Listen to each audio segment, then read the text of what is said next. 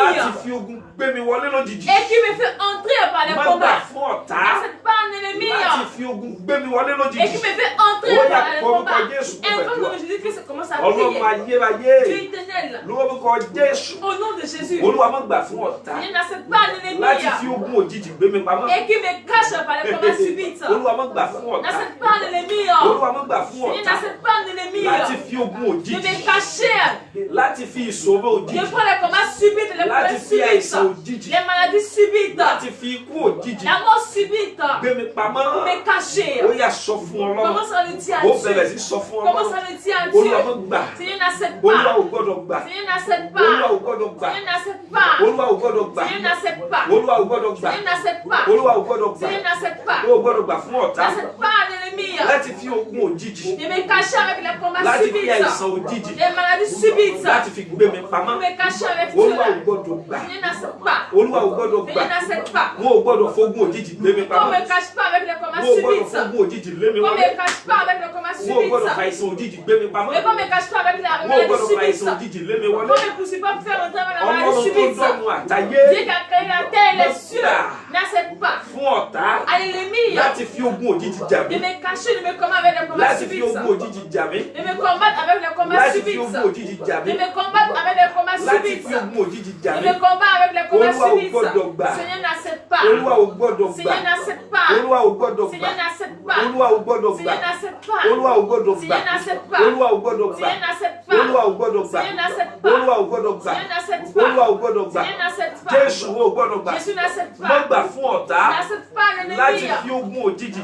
Et d'utiliser les Láti fi combats gbé mi subites wọlé. pour me faire entrer. Má gbà fún ọ̀tá N'accepte pas l'ennemi. láti fi ogun òjijì. D'utiliser les combats Láti fi subites gbé mi wọlé. pour me faire Olúwa ò entrer. gbọ́dọ̀ gbà. Seigneur n'accepte pas. Olúwa ò gbọ́dọ̀ gbà. Seigneur n'accepte pas. Olúwa ò gbọ́dọ̀ gbà. Seigneur n'accepte pas. Jésù Olúwa Au wa. nom de Jésus-Christ, notre Seigneur. Orin 74. Et notre cantique 74. Orin Dáfídì Somme 74. 74. 74. Verse 20. Et le verset 20. Ó ní júbà májẹ̀mú nì. Il dit prosterne-toi devant l'alliance. Júbà májẹ̀mú nì. Prosterne-toi devant l'alliance. Nítorí ibi òkùnkùn ayé yìí, Car à cause des lieux ténébreux ó de ce kún fún monde, ibùgbé ìkà. cela est rempli des demeures méchants. Psalm 74, Psaume 74. verse 20. Et le verset Ó ní 20. júbà májẹ̀mú nì. Il dit prosterne-toi devant Nítorí l'alliance. ibi òkùnkùn ayé yìí, À cause du lieu ténébreux de ce ó monde, kún fún ibùgbé ìkà. cela est rempli Hey, des demeures au conflit, méchants. Cela est rempli des demeures méchants. Ó kún fún ibùgbé ìkà. Cela est rempli des demeures Ó méchants. ìwé mímọ́ ló sọ bẹ́ẹ̀ o. C'est la Bible sainte qui Wípé déclare ayé cela. tá a wà yìí, Que le monde dans lequel on se trouve, nínú ayé tá a wà yìí, dans le monde dans ó lequel ní on se ó kún fún trouve, ibùgbé ìkà. cela est rempli des Ó demeures ní méchants. ṣùgbọ́n kí Olúwa kó júbà májẹ̀mú nì. Mais que l'Éternel se prosterne devant l'alliance. Májẹ̀mú tó bá òun dá. L'alliance qu'il a tissée avec nous. Wá pe orúkọ Jésù. Tu vas invoquer le nom Olúwa de nítorí Jésus-Christ. májẹ̀mú C'est rẹ à cause de ton alliance lórí mi. sur ma vie. Má gbà fún ayé N'accepte pas au monde láti fa àìsàn gbé mi pamọ́. et de me cacher avec la maladie. Oyè tí mò ń sọ yé mi. Est-ce que j'ai la connaissance de ce que je dis? Àdúrà tí mò ń ṣe ń gbà yé mi Et pẹ̀lú. ces prières que je fais, Ẹ̀yin il faut àyànfẹ́ bien Ọlọ́run ẹja cela. Les gbàdúrà. bien-aimés de Christ, prions. Nígbà tí mo lọ sí Nàìjíríà ní àkókò Lorsqu'ils sont kan, allés au Nigeria un temps, ìránṣẹ́ Ọlọ́run kan wà. il y a une serviteur de Dieu. Ìránṣẹ́ Ọlọ́run kan wà. Un serviteur de Dieu. Àìsàn ni a fi gbé pamọ́. Et c'est avec la maladie qu'ils ont pu Bó me ti cacher. jẹ́ ìránṣẹ́ Ọlọ́run Malgré c'est un serviteur de Dieu. nínú ìlú tó wà. Et dans le pays dans lequel il Ẹni se tó trouvait, ti ń múra ó kú dẹ̀dẹ̀ et il restait tout peu. àti fẹ̀yìntì. Et on pouvait être à regretter. Wọ́n sì dẹ obìnrin. Et ils ont pris une femme. Wọ́n dẹ obìnrin. Piégé, ils ont pris le piège Moi, d'une je femme. dis, Ils ont pris une Kì í ṣe pé femme. wọ́n fẹ́ fobìnrin gbé ṣubú C'est lásán. pas qu'ils veulent prendre la femme pour le faire Ṣùgbọ́n wọ́n chuter. fẹ́ fi obìnrin yẹn. Mais même, ils utilisaient Wọ́n cette fẹ́ fi sí femme. ọfà sínú ayé Et, ẹ̀. comme une flèche dans sa vie. Bàbá yẹn sì ṣubú sínú Et ce ẹ̀ṣẹ̀ père, yẹn. il est tombé dans la chute du Lẹ́yìn péché. ìgbà tí wọ́n lò pọ̀ pẹ̀lú obìnrin Et yẹn, lorsqu'il a eu cette relation avec cette àìsàn dame, bẹ̀rẹ̀. la maladie a Ikùn débuté. bẹ̀rẹ̀ sí í yọ. Et son ventre a commencé à Ó wá bẹ̀rẹ̀ grossir. sí í dán. Et il a commencé à prier. Nígbà tí wọ́n fa àìsàn dá wọn gúnlẹ̀ Et tán, lorsqu'ils ont pris la maladie pour le faire àwọn chuter, ìjọ kọ lẹ́tà. et l'église a écrit une lettre. Pásítọ̀ wa, Et le pasteur, àkíyèsí pé àìsàn yìí ó on fẹ́ a pọ̀ jù. remarqué que cette maladie Afẹ́kẹ́ lọ sinmi on díẹ̀. veut que tu vas te reposer Kẹ́ ẹ lọ un peu. tọ́jú ara yín. Va prendre soin de toi. Ẹ lọ fẹsẹ̀ létò. Et va chercher. Nígbà les tára yín solutions. bá padà sí Et lorsque tu seras guéri, kẹ́ ẹ máa padà et bọ̀. reviens Ó encore. bá sọ fún Ọlọ́run. Dis à Dieu, Ayé burú o. le monde est méchant. Ayé burú o. Le monde est méchant. Nínú ìjọ tó ń darí náà, Dans l'église où il ibẹ̀ dirigeait, náà ni wọ́n ti fobìnrin sọ́fà fún. et c'est là qu'ils ont utilisé la Ó femme bá pour ó bá dire, sọ fún tu Ọlọ́run. vas dire à Àbí Dieu. ẹ bá lè gbé ìránṣẹ́ Ọlọ́run ṣubú. Et s'ils ont fait chuter un Bien serviteur bá de lè Dieu, gbé ìmọ̀ sí si on Ọlọ́run peut ṣubú. chuter un serviteur de Àbí Dieu, ìbá wá sauvé ọ̀fẹ́. si ce n'est pas la grâce, Èwo wá ní tiwọ́. et qu'elle est pour toi, Ó bá sọ fún Ọlọ́run. dis à Dieu. Gbọ́n tí onísáàmù sọ. Écoute ce que le livre de Somme Torí pé déclare. nígbà tó tójú ogun lé. Alors qu'il est comment on Ó conseille, wá ní kí Ọlọ́run ó bá ti má il a dit jẹ̀mú. que Dieu se souvient de son Ó ní kí alliance. Ọlọ́run ó júbà má Il dit que jẹ̀mú. Dieu se possède devant son Ó ní alliance. júbà má jẹ̀mú Il ni. est possède devant cette alliance. Júbà má jẹ̀mú ni. Possède-toi devant cette Nítorí alliance. ibi òkùnkùn ayé yìí. Car à cause des lieux ténèbres sombres de ce Ó fún monde, ibùgbé ìkà. tu l'as rempli des Wà á pe ténèbres orúkọ méchants. Jésù. Tu vas invoquer le nom Olúwa má de ti Jésus. má jẹ̀mú Seigneur, rẹ. souviens-toi de ton alliance. Má jẹ̀mú tó bá wá tiẹ̀ kíyèsí wípé má Et même jẹ̀mú si wo tu lèmi remarques tiẹ̀ wá ní. que quelle alliance que Wọ́n j'ai, má jẹ̀mú kan ló fi wọnú et ayé que wa. j'ai une alliance, une assurance, Má jẹ̀mú kan ló fi wọnú c'est ayé pas wa. une alliance que j'ai Olúwa má ti má jẹ̀mú tó Seigneur, fi má mi souviens-toi de sáyé. l'alliance que tu as pris pour m'envoyer dans ce monde. Má ti má jẹ̀mú tó fi má mi Souviens-toi wọnú de ayé. l'alliance que tu as pris pour m'envoyer dans ce Má ti monde. má jẹ̀mú tó fi pè mí. Souviens-toi de l'alliance que tu as pris pour m'appeler. Olúwa má gbà fún ọ̀tá Seigneur, n'accepte pas l'ennemi. láti fogun òjijì. Et pour utiliser les combats subites. Gbé mi wọlé Me tògótògó. fait entrer dans Ó yá la bẹ̀rẹ̀ sí sọ glorieuse. fún Ọlọ́run. Commence à le tuer à Ó bá Dieu. gbàdúrà yẹn o. Prie. Fais cette Ó prière. bá gbàdúrà Fais yẹn o. cette prière. Ó má gbà fún ọ̀tá. N'accepte pas l'ennemi. Olúwa má gbà fún Il ayé. n'accepte pas au monde. Olúwa má gbà fún ayé. Il n'accepte pas au monde. Olúwa má gbà fún ayé. Il n'accepte pas au monde. Olúwa má gbà fún Il ayé. n'accepte pas au monde. Jésù má gbà fún ayé. Jésus n'accepte pas au monde. Ọjọ́ má fi ìlà rẹ̀ ṣe bẹ́ẹ̀ báyìí. Ne fais pas avec toi Ọjọ́ má fi ìlà rẹ̀ sọ̀rọ̀ Ne fais pas avec toi Ó má actuellement. fi àdúrà yìí ṣe Et ne joue pas avec cette Má prière. fi àdúrà yìí Ne joue ṣàwàdà. pas avec cette prière. Má gbà fún ọ̀tá N'accepte pas l'ennemi. láti fogun lé mi wọlé. Et tu me fais entrer. Olúwa má ti má jẹ̀mú rẹ̀. Seigneur, souviens-toi de ton alliance. Olúwa má ti má jẹ̀mú rẹ̀. Seigneur, souviens-toi de ton Ó alliance. bá mú bá kó gbàdúrà. Apprête-toi et prie. Ó bá mú bá kó gbàdúrà. Apprête-toi et prie. Ó bá mú bá kó gbàdúrà. Apprête-toi et prie. Ó bá mú bá kó gbàdúrà. Apprête-toi et prie. Olúwa má gbà fún ọ̀tá Seigneur, n'accepte pas l'ennemi. láti fogun lé mi wọlé. Je me fais entrer par les Láti combats. fogun gbé mi Je pamọ́. me fais cacher par les Má gbà combats. fún ọ̀tá. N'accepte pas l'ennemi. Ó gbọ́dọ̀ gbà. N'accepte pas. Ó gbọ́dọ̀ gbà. N'accepte pas. Ó gbọ́dọ̀ gbà. N'accepte pas, Seigneur. Ó gbọ́dọ̀ gbà. N'accepte pas. Ó gbọ́dọ̀ gbà. N'accepte pas. Má gba ọ̀tá láyè. N'accepte pas. Má gba ọ̀tá láyè. N'accepte pas l'ennemi. Olúwa júbà má jẹ̀mú. Seigneur, possède-toi devant ton alliance. Júbà má jẹ̀mú. Possède-toi devant ton alliance. Júbà má jẹ̀mú. Possède-toi devant ton alliance. Júbà má jẹ̀mú. Possède-toi devant ton alliance. Júbà má jẹ̀mú. Possède-toi devant ton alliance. Júbà má jẹ̀mú. Possède-toi devant ton alliance. Júbà má jẹ̀mú. Possède-toi devant ton alliance. Júbà má jẹ̀mú. Possède-toi devant ton alliance. Júbà má jẹ̀mú. Possède-toi devant ton alliance. Má gbà fún ọ̀tá N'accepte pas l'ennemi. láti fogun lé mi wọlé. Et pour me faire entrer Láti par fa les ìsàn combats. dá mi gúnlẹ̀. Et pour me faire tomber par les Láti fa ìsàn dá mi maladies. gúnlẹ̀. Et pour me faire tomber par les Láti fa ìsàn dá mi maladies. gúnlẹ̀. Faire tomber par les Láti maladies. fa ìsàn dá mi Faire gúnlẹ̀. tomber par les maladies. Jésù Olúwa Au wa. nom de Jésus-Christ, notre Gba aṣọ Seigneur. ogun lára mi. Seigneur, arrache les vêtements de combat en moi. Aṣọ ogun. Ces vêtements de combat. Aṣọ ègún. Ces vêtements de Aṣọ malédiction. Ces wàhálà vêtements de problème. tí ayé fi wọ̀ mí. Que le monde m'a porté. Olúwa gbà á lára mi. Seigneur, arrache cela en moi. Bíbélì wípé La Bible déclare a sì wọ olórí àlùfáà qu'on a vu le chef du Jóṣúà sacrificateur. olórí àlùfáà. Josué, le chef Ó ní a sì wọ sacrificateur. láṣọ On dit, yéérú. on a porté des vêtements impurs. Wà á pe orúkọ Jésù. Tu vas invoquer le nom de Jésus. Aṣọ ogun. Seigneur, ce vêtement de combat. Aṣọ ìdààmú. Ces vêtements de problème. Aṣọ Ces wàhálà vêtements de tí difficulté. ayé dáwọ̀ Que mí. le monde m'a porté. Olúwa lóru yìí. Seigneur, ce Ó soir, yá fi iná bọ́ ọlọ́run. enlève cela par ton feu. Olúwa bọ́ ọlọ́run. Enlève cela par ton Ó feu yá sur pe moi. orúkọ Jésù. Invoque le nom de Jésus-Christ. Ó yá gbàdúrà Et yìí. prie. Gbogbo aṣọ ogun. Tout vêtement de combat. Aṣọ ogun. Tout vêtement de combat. Aṣọ ogun. Vêtement de combat. Tí ayé máa fún mi. Que le monde m'a vêtu. Aṣọ ogun. Vêtement de combat. Tí ayé máa fún mi. Que le monde a poussé sur Olúwa moi. sọ ọ. Seigneur, enlève-le. Olúwa bọ́. Seigneur, enlève-le. Olúwa bọ́. Seigneur, enlève-le. Aṣọ ogun. Ces vêtements de combat. Aṣọ ogun. Ces vêtements de Tí combat. ayé máa fún Que mi. le monde a poussé sur Aṣọ moi. ogun. Vêtements de combat. Aṣọ wàhálà. Vêtements de problème. Aṣọ ìdààmú. Vêtements de souffrance. Aṣọ ìdààmú. Vêtements de souffrance. Aṣọ ìdààmú. Vêtements de souffrance. Tí ayé máa fún mi. Que le monde a poussé pour Olúwa moi. fi iná bọ́. Seigneur, enlève cela Olúwa pour fi iná moi. bọ́. Enlève cela pour Aṣọ moi. ogun. Vêtements de combat. Aṣọ ogun. Ces vêtements de combat. Aṣọ Ces ogun. vêtements de combat. Tí ayé dá fún Que mi. le monde m'a donné. Olúwa dáná sun. Seigneur, consume cela. Olúwa dáná sun. Consume cela. Olúwa dáná sun. Seigneur, consume cela. Aṣọ ogun. Ces vêtements de combat. Aṣọ Ces ìdààmú. vêtements de problème. Aṣọ Ces ìkánjú. vêtements de Olúwa persécution. bọ́. Seigneur, enlève-le. Olúwa bọ́. Seigneur, enlève-le. Olúwa fi iná bọ́. Seigneur, enlève-le par les Olúwa feux. fi iná bọ́. Enlève-le par les feux. Olúwa fi iná bọ́. Enlève-le par les feux. Olúwa fi iná bọ́. Enlève-le par les feux. Olúwa fi iná bọ́. Enlève-le par les feux. Olúwa fi iná Seigneur, bọ́. enlève-le par les Olúwa feux. fi iná bọ́. Seigneur, enlève-le par Olúwa les fi iná feux. bọ́. Seigneur, enlève-le Olúwa par fi les iná feux. bọ́. Seigneur, enlève-le par les feux. Jésù Olúwa wa. Au nom de Jésus-Christ, notre Seigneur.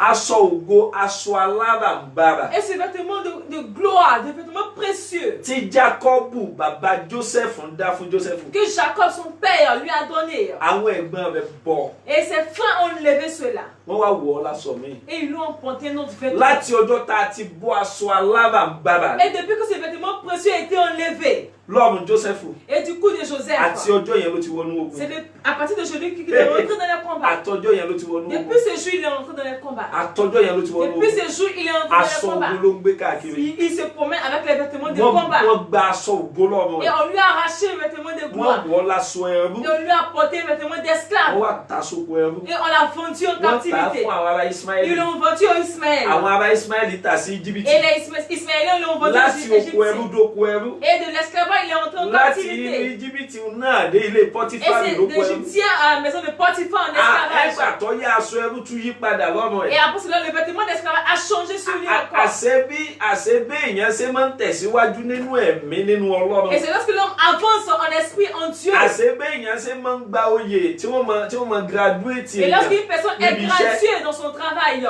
Àṣebẹ́ẹ̀ náà lógun a máa graduate c'est èèyàn. ici aussi que les combats aussi étaient gradués. Joseph kúrò láti graduation Et oko Joseph, ìṣèlú. il est quitté à la graduation de Ọwá l'esclavage. graduate sí Et on lui a fait une ẹ̀wọ̀n. promotion pour aller en prison. Ọ graduate sọgbà On lui a ẹ̀wọ̀n. fait une promotion pour aller en prison. Láti ẹ̀wù ẹrú. Et de l'esclavage. Wọ́n fi ẹ̀wù ẹ̀wọ̀n wọ̀. Et on lui a porté les vêtements de Ṣùgbọ́n ní ọjọ́ prisonnier. tí Olúwa gbé ìṣe rẹ̀ dé. Et le jour Dieu a commencé pour lui. Olúwa yóò bẹ̀rẹ̀ iṣẹ́ nínú Dieu ayé va rẹ̀. commencer son travail dans ta Oh, vie. ẹnìkan gbọ́ mi Il y a lórí. une personne qui m'entend ce Mo soir. wí gẹ́gẹ́ bí ajínyìn bẹ́ẹ̀ àgbáyé. Je l'ai dit comme évangéliste Mo mondial. wí gẹ́gẹ́ bí ikọ̀ àti Je ìrírí l'ai dit en Olúwa. tant que serviteur de Mo Dieu. sọ̀rọ̀ jáde pẹ̀lú Je àṣẹ parle ìpè. avec autorité de Mo l'appel. wí sí ayé Je rẹ̀. déclare cela sur ta Gbogbo aṣọ vie. ogun. Et tous ces vêtements de Gbogbo combat, aṣọ ìdààmú. tous ces vêtements de Gbogbo souffrance, aṣọ ìpọ́njú. ces vêtements de Tí ayé persécution fi wọ èmi àti que le ẹ̀yin. monde a porté à toi et à Ọlọ́run moi. má jẹ̀mú dáná Le Dieu de sóòrùn. l'Alliance consume cela ce soir. Nígbà tí wọ́n ní wọ́n lọ mú Joseph wá lẹ́wọ̀n. Lorsqu'on dit qu'on a porté Joseph de la prison, Joseph bá dé iwájú et Fáráò. lorsque Joseph il est arrivé devant Wọ́n Pharaon, tiẹ̀ tó mú dé iwájú Fáráò. avant même qu'il arrive devant Wọ́n Pharaon, kọ́kọ́ bú aṣọ tó wà lọ́rùn ils ẹ̀. ont d'abord enlevé les vêtements. Aṣọ yẹn ò gbọdọ̀ déwájú Ces ọba. vêtements, il ne doit pas arriver devant le roi avec cela. Àṣé irun ẹ̀wọ̀n ló wà lórí ẹ̀. Et il avait les cheveux de Wọ́n prisonnier. fa irun yẹn kú o. Et ils ont coiffé ses Ó cheveux. wọ́n tètè bomi sí la wọ́n fọ́ Et ils l'ont lọ. rincé, ils l'ont lavé Torí propre. lọ síwájú Parce ọba qu'il ni. partait devant le roi. Ní ọjọ́ yẹn Ce jour-là, la dá aṣọ ògo titun méjì qu'on a Joseph. porté un nouveau vêtement, Oh, ah, des vêtements à Joseph, tu vas crier. Aṣọ ogun tí mò ń wọ̀ Ce káàkiri. vêtement de combat qui est sur moi avec laquelle je Tí me mi ò fi promène bá láàánú pàdé. et que je ne croise pas un Aṣọ bienfaiteur. ogun ní bẹ́ẹ̀ lọ́mọ ẹlòmíì. Et c'était des vêtements de combat sur les cours. Mi ò bá láàánú pàdé. Et c'est pour ça qu'il ne croise pas les Ègún ìdílé bienfaiteurs. ti wọ̀ ọ́ láṣọ ogun. Les malédictions familiales lui ont porté Àmì les ti vêtements wà de lára combat. rẹ̀. Et il y a un signe qui est sur Wà á lui. pé orúkọ Tu Jésù. vas invoquer le nom de Jésus. Wà á pé gẹ́gẹ́ Tu vas l'invoquer. mo ní ìtara nínú ẹ̀mí J'ai le Ọlọ́run. zèle en esprit, dans Mo sì l'esprit de ní Dieu. ìmọ̀lára pẹ̀lú. Et j'ai le Wípé pressentiment Ọlọ́run aussi fẹ́ ṣiṣẹ́ ní que òru. Dieu veut travailler ce soir. Aṣọ ogun tá a gbé wọ̀ Ce mí. vêtement de combat qui m'a été porté. Aṣọ ogun tí ègún ilé bàbá mi wọ̀ Ce mí. vêtement de combat que la malédiction Aṣọ familiale ogun m'a tí ègún porté. ilé ìyá mi wọ̀ mí. Et ce vêtement de combat que la Dé aṣọ malédiction ogun familiale m'a porté. alájọbí tá a dá fún mi. Et ce vêtement de naissance qu'ils ont Iná ẹ̀mí mímọ́ o. le feu du Ó yá Saint-Esprit. bọ́ Ọlọ́run mi lónìí. Enlève cela Ó sur yá toi ce soir. kórúkọ Jésù kó Et gbàdúrà. donc Jésus-Christ est Ó yá pire. sọ fún Ọlọ́run. Parle à Dieu, à Dieu. Aṣọ ogun Ce vêtement de tó wà combat lọ́rùn mi. qui est sur mon cou. Iná Olúwa o. Le feu de Dieu. Iná Olúwa o. Le feu de Dieu. Ó yá bọ́ Ọlọ́run. Enlève cela sur mon cou. Aṣọ ogun tá a Ce fi vêtement wọ̀. de combat qui m'a été Aṣọ ogun tá a fi Ce wọ̀. vêtement de combat qui m'a été Ọ̀dọ̀ ẹni tó wò mí. Et celui qui m'a éduqué. Ìyá ti wọ̀ mí láṣọ ogun. Et là où on m'a porté le Níbi tí vêtement mo de ti combat. ṣiṣẹ́. Là où j'ai travaillé. Láti gbé aṣọ ogun Et wọ̀ qui mí. m'ont porté le vêtement de Ó combat. lọ́dọ̀ ẹni tó wò mí. Et celui-là qui m'a Láti éduqué. gbé aṣọ ogun wọ̀ mí. Et qui m'ont porté le vêtement de Ee combat. lọ́dọ̀ ẹni tí mo ti ṣiṣẹ́ ìránṣẹ́. Celui-là qui m'a éduqué. J'ai Láti travaillé wọ̀ pour mí me láṣọ ogun. porter. Et qui m'ont porté le Olúwa vêtement de bọ́ combat. aṣọ ogun Seigneur, lọ́dọ̀. enlève ce vêtement de combat sur Olúwa mon bọ́ cou. aṣọ ogun lọ́dọ̀. Enlève ce vêtement de combat sur moi. Olúwa bọ́ aṣọ ogun Seigneur, lọ́dọ̀. enlève ce vêtement de combat. Olúwa bọ́ aṣọ ogun Seigneur, lọ́dọ̀. enlève ce vêtement de combat. Olúwa bọ́ aṣọ ogun Seigneur, lọ́dọ̀. enlève ce vêtement de combat. Jésù Olúwa Au wa. nom de Jésus-Christ, notre Seigneur. Bá mi bọ́ o, bá mi bọ́. Seigneur, enlève cela. Enlève cela sur Bá mi moi. bọ́ o, bá Enlève mi cela pour bọ́. moi, Seigneur. Aṣọ ogun táyé fi wọ̀ mí Ce o, vêtement bá de mi combat que le bọ́. monde m'a porté, Kí ló wí enlève o? cela. Bá mi bọ́ o, bá mi bọ́. Ayébáyé bọ́ o. Bá mi bọ́. Ó bá mi bọ́. Aṣọ ogun táyé fi wọ̀ mí o, bá mi bọ́. Àní bá mi bọ́ o, bá mi bọ́. Enlève cela pour moi. Àní Enlève cela bá pour mi moi. bọ́ o, bá bá mi bọ́. Mo ní aṣọ ogun táyé fi wọ̀ mí ó bá mi bọ́. Ayérayé ó bá mi bọ́. Ó jẹ́ ìyanu kó sọ̀rọ̀. Bá mi bọ́. Bá mi bọ́. Aṣọ ogun táyé fi wọ̀ mí ó bá mi bọ́. Àní bá mi bọ́. Bá mi bọ́. Enlève cela pour moi. Bá mi bọ́. Bá mi bọ́. Aṣọ ogun táyé fi wọ̀ mí ó bá mi bọ́. Ayérayé ó bá mi bọ́. Bá mi ó bọ́. ní má jẹ̀ mú mi ó. Bá mi bọ́. Ayérayé. Aṣọ ogun táyé fi wọ̀ mí ó bá mi bọ́. Ayérayé bàbá mi ó. Ọlọ́run tó gbé mi gíga ó. Le Dieu qui dit au lieu Ó ní má élevé. jẹ̀ mú ọlá. Le Dieu de l'alliance Àní honorée. bá mi bọ́. Enlève cela Bá pour mi moi. bọ́. Bá mi bọ́. Enlève cela pour moi. Bá Enlève mi cela bọ́. pour moi. Mo ní aṣọ ogun Je vais táyé demander fi combat wọ̀ que le mí monde ó m'a bá porté. mi bọ́. Enlève cela Ẹlẹ́dàá pour mi moi. ó. Bá mi bọ́. Bá mi bọ́. Ayérayé bàbá ó. Bá mi bọ́. Bá mi Ó bọ́. ní má jẹ̀ mú mi. Aṣọ ogun táyé fi wọ̀ mí ó bá mi bọ́. Amen. Amen. Wá pe orúkọ Jésù. Tu vas invoquer le nom de Jésus. Wá pe orúkọ Tu vas Jésù. invoquer le nom de Jésus. Aṣọ ogun ọjọ́ Ces vêtements de pípẹ́. combat lointains. Jágbà báyìí. Fais cette prière ici. Aṣọ ogun Ces vêtements de combat. tí à ń wọ̀ fáwọn ọmọ ológo ní ìmọ̀ mi. Et qu'on porte aux enfants glorieux de ma Olúwa génération. lónìí. Seigneur, Ó yá aujourd'hui, bọ́ lọ́dọ̀ mi. enlève cela sur mon Ó cou. yá bọ́ lọ́dọ̀ mi. Enlève cela sur Ẹ mon wo cou. bí aṣọ ogun bá wà lọ́dún ènìyàn. Écoute, s'il y a un vêtement de combat sur le Tó cou de bá l'homme. gbé síbi ibẹ̀ débi tí wọ́n ti gbà á Et síṣẹ́. là, même si là-bas son CV là, ils vont Ogun l'employer. àtakò sì tún dìde Et sí. ces vêtements de position vont s'élever. Ó bí aṣọ ogun bá ń bẹ lọ́dún Et èèyàn. si l'homme a un vêtement de combat Bí sur aṣọ lui, ogun yìí máa ń bẹ et lọ́dún si l'homme èèyàn. a un vêtement de combat de la génération Bó bá mú sur lui, passport ẹ̀. même s'il prend son passeport, Débi tí wọ́n ti fún visa. là où il va aller prendre son Wọ́n á visa, ní no. ils vont dire non. Ó bá pariwo. Tu vas crier. Wá pe orúkọ Tu Jésù. vas invoquer le nom de Jésus. Aṣọ ogun Ces vêtements de tá combat, a wọ̀ fún wọn. porte-toi. Nínú ìran mi. Dans ma génération. Ó yá bọ́. Seigneur, enlève-le. Ó yá Enlève cela Ó sur yá mon pe cou. orúkọ Jésù. Invoque le nom de Jésus. Je prie. Wá aṣọ ogun Seigneur, le vêtement de tá a combat, wọ̀ fáwọn ọmọ ológun. porte-toi aux enfants glorieux. Nínú ìran mi. Dans ma génération. Seigneur, enlève-le par le feu. Olúwa fi náà Seigneur, bọ̀. enlève-le par le feu. Olúwa fi náà Seigneur, bọ̀. enlève-le par le feu. Ọlọ́run tó dọ́ọ̀nù Le àtàyè. Dieu qui a créé la terre et les cieux. Ẹ̀mí àwọn ọkùnrin. L'esprit des Ó prophètes. yá fi náà bọ̀. Seigneur, enlève-le par le Ó feu. yá fi náà bọ̀. Enlève-le par le feu. Aṣọ ogun. Ce vêtement de combat. Aṣọ Ce ogun. vêtement de combat. Aṣọ Ce ogun. vêtement de combat. Aṣọ Ce ogun. vêtement de combat. Tá a wọ̀ fáwọn ọmọ Qu'on ológun. porte aux enfants glorieux. Nínú ìran mi. Et dans ma Ó génération. yá fi náà bọ̀. Seigneur, enlève-le par Ó le yá feu. fi náà bọ̀. Enlève-le par le feu. Ó yá fi náà bọ̀. Enlève-le par le feu. Ó yá fi náà bọ̀. Enlève-le par le feu. Ó yá fi náà bọ̀. Enlève-le par le Ó feu. yá fi náà bọ̀. Enlève-le par le feu. Ó yá fi náà bọ̀. Enlève-le par le feu. Ó yá fi náà bọ̀. Enlève-le par le feu. Ó yá fi náà bọ̀. Enlève-le par le feu. Ó yá fi náà bọ̀. Enlève-le par le Ó feu. yá fi náà bọ̀. Enlève-le par le feu. Jésù Olúwa wa. Au nom de Jésus-Christ, notre Ọlọ́run Seigneur. túmọ̀ nǹkan kan fún mi báyìí. Dieu est en train de me Wọ́n ní définir. ìṣọ́jà mọ̀ wípé Il dit, est-ce que ní c'est àwọn association mi. c'était association. Ní àwọn association mi. C'était association. Bí àwọn ìránṣẹ́ Ọlọ́run bá lọ ṣiṣẹ́ Lorsque ìránṣẹ́ les certains de Dieu vont pour eux nínú le ìjọ kan ministère, nínú àwọn dans association cette mi. église ou dans l'assemblée, Ó ní irú àwọn aṣọ ogun tí wọ́n máa ń wọ̀ fún ìránṣẹ́ il Ọlọ́run. dit ils ont un vêtement de combat qu'on porte au Ó ní service de ìpè Dieu. wọn á sì wọnú association Il dit, yẹn elle ní est appelée dans l'association en wọ́n á sì péninsule. jáde lọ́wọ́ òfo. Et ils sortent en vanité. Ó ní àwọn ìjọ kan bẹ. Il dit, il y a cette église. Ègbé ni fún ẹni tí wí nígbà tí Malheur à Olúwa celui wò. qui le dit lorsque l'Éternel Mo ne ń le dit gbọ́ pas. bí Olúwa ti ń sọ Et je fún mi. l'entends tel Ó que ní l'Éternel àwọn me le ìjọ dit. kan wà. Il dit, il y a cette Bí église. ìránṣẹ́ Ọlọ́run bá lọ ṣiṣẹ́ níbẹ̀. Lorsque les certains de Dieu vont Ó ní travailler ó ní irú là-bas, aṣọ ogun il dit, les tí vêtements wọ́n de máa ń dá combat fún àwọn ìránṣẹ́ qu'on Ọlọ́run. donne aux serviteurs de Ìránṣẹ́ Dieu. Ọlọ́run sì wọ ní Et les inú serviteurs ìjọ de Dieu, yẹn. ils rentrent dans cette Yóò église. wọnú ìjọ yẹn ní kíkún. Ils rentrent dans cette église en Yóò sì plénitude. jáde lọ́wọ́ Et ils òfo. sortent en Wà á vanité. pe orúkọ Tu Olúwa. vas invoquer le nom de Jésus. Ọlọ́run tó dọ́run Le àtayé. Dieu qui a créé la terre et les cieux. Olúwa gbogbo mi tí mo bá wọ̀ fún iṣẹ́ ìránṣẹ́. Seigneur, partout je vais entrer pour le ministère. Olúwa tí ẹ ti ń dá aṣọ ogun jọ. Et qui rassemble les vêtements de Olúwa mo combat. kọ̀ Seigneur, je láti refuse wọ aṣọ de ogun. porter les vêtements Ẹ̀yin de tẹ́ ń gbọ́ combat. mi nílé. Vous qui m'entendez à la Ìgbẹ́ maison, jẹ́ mọ̀ pé est-ce que tu sais? ó ní ọ̀dọ̀ àwọn ọ̀gá kan. Et il y a des chefs.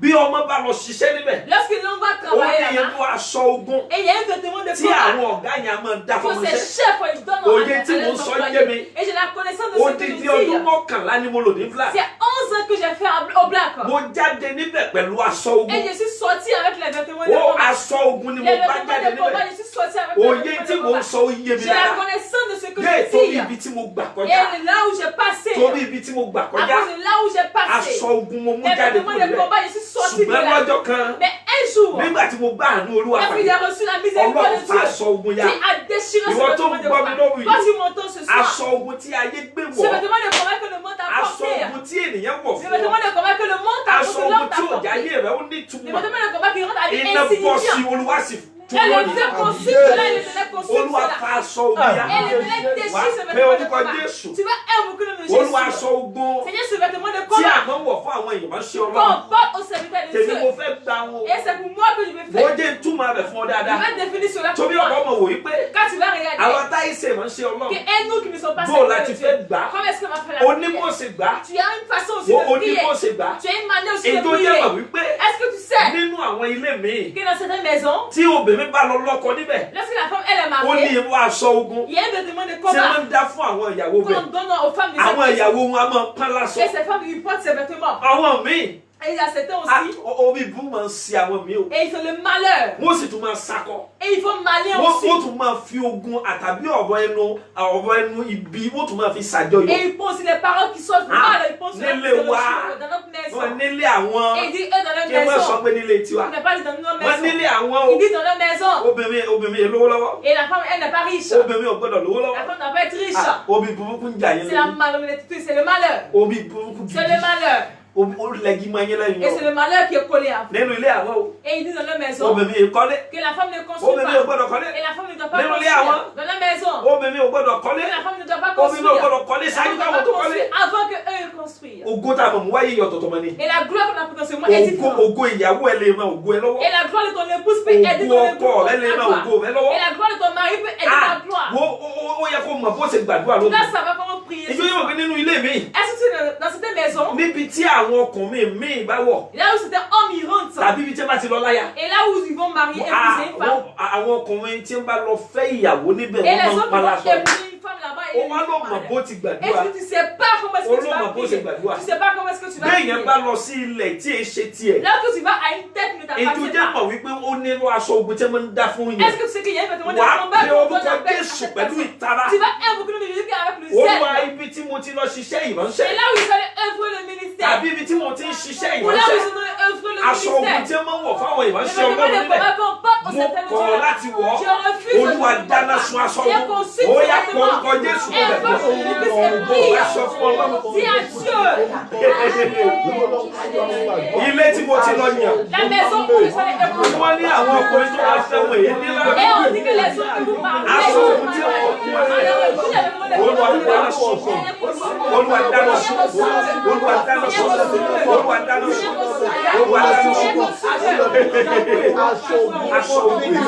Olúwa dáná sun. Aṣọ ogun. Aṣọ ogun lára. Aṣọ ogun lára. Aṣọ ogun lára. Aṣọ ogun lára. Jésù Olúwa wa. Jésus notre Seigneur. A sì lọ gbọ́ ọ̀rọ̀ Ọlọ́run. On va l'entendre la Mi ò parole. ní ju aago méjì náà lọ. Et je ne vais pas dépasser 2 Torí heures. àjọ pé wákàtí méjì ni On a wọ́n dit ní wá. c'est 2 heures du temps de A sì máa ministère. gbọ́ ọ̀rọ̀ Ọlọ́run. Et on va écouter aussi la Ṣùgbọ́n mo fẹ́ ká parole de gbàdúrà Dieu. díẹ̀. Mais il veut que nous prions un peu Kó aussi. tó dúpẹ́ àti wọnú àdúrà. Avant d'entrer encore dans la prière. Tó gbàdúrà. Est-ce que tu vas prier? Tó gbàdúrà. Est-ce que tu vas Tó prier? gbàdúrà. Est-ce que tu vas prier? Omi ìpọ́njú Et l'eau de la tá a persécution. fún wọn mu Et qu'on nous donne à boire. nínú ilé tá a ti bí mi. Dans la maison où je suis né. Omi ìpọ́njú. L'eau de la tribulation. Omi ìpọ́njú. L'eau de la tribulation. Tá a fáwọn ọmọ ológo mu Qu'on donne aux enfants glorieux. nínú ilé tá a ti bí mi. La maison où je suis né. Olúwa lónìí. Seigneur, aujourd'hui, Gbogbo omi ìpọ́njú yẹn. tous ces lots de tribulation. Olúwa tì jáde Seigneur, lágọ̀ọ́. fais sortir cela de mon Olúwa corps. tì jáde Fais sortir lágọ̀ọ́. cela de mon corps. Ah, omi ìpọ́njú. L'eau de Tá a fáwọn tribulation. ọmọ ológo ilé Qu'on donne aux bàbá enfants mi. glorieux de la maison Ó yá paternelle. tì jáde. Seigneur, fais sortir cela. Ẹ̀jẹ̀ Le sang Jésù. de Jésus-Christ. Ó yá tì jáde. Ó yá bú àmẹ́ta. Bẹ̀rẹ̀ sí gbàdúrà yẹn wọ̀. Omi ìpọ́njú. L'eau de tribulation.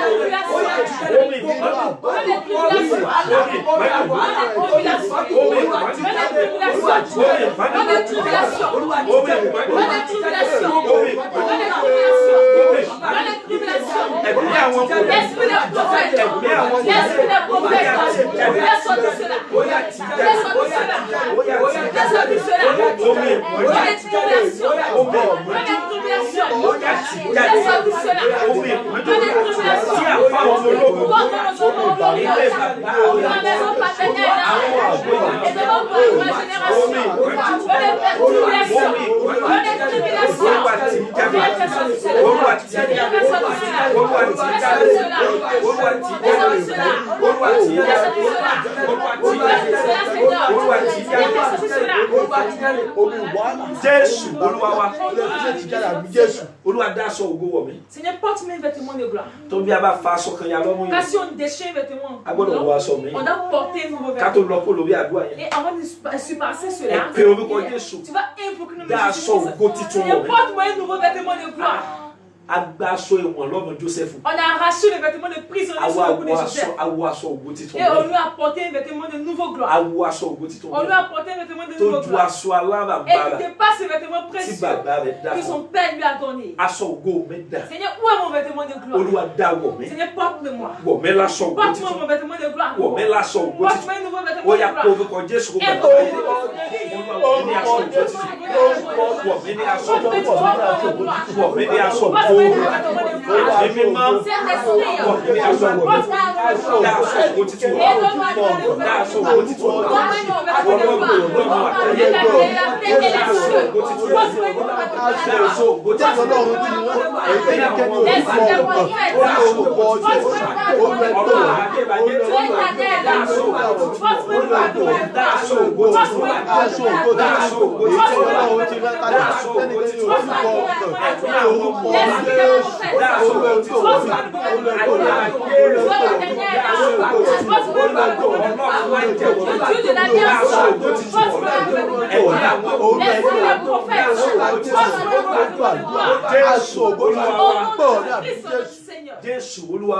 Jésus notre Seigneur.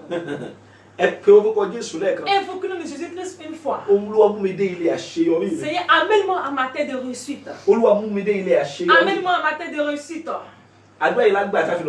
Cette prière qu'on a fait, qu'on va l'entendre la parole. Et après la parole de Dieu, on va entrer encore dans la prière. Seigneur, pousse-moi à ma tête de réussite. Pousse-moi à ma tête de réussite. Tu vas invoquer le nom de Jésus-Christ une fois. Le Dieu qui a créé la terre et les cieux. Le Dieu qui a créé la terre. Le Dieu qui a créé toutes choses. Pousse-moi à ma tête de réussite.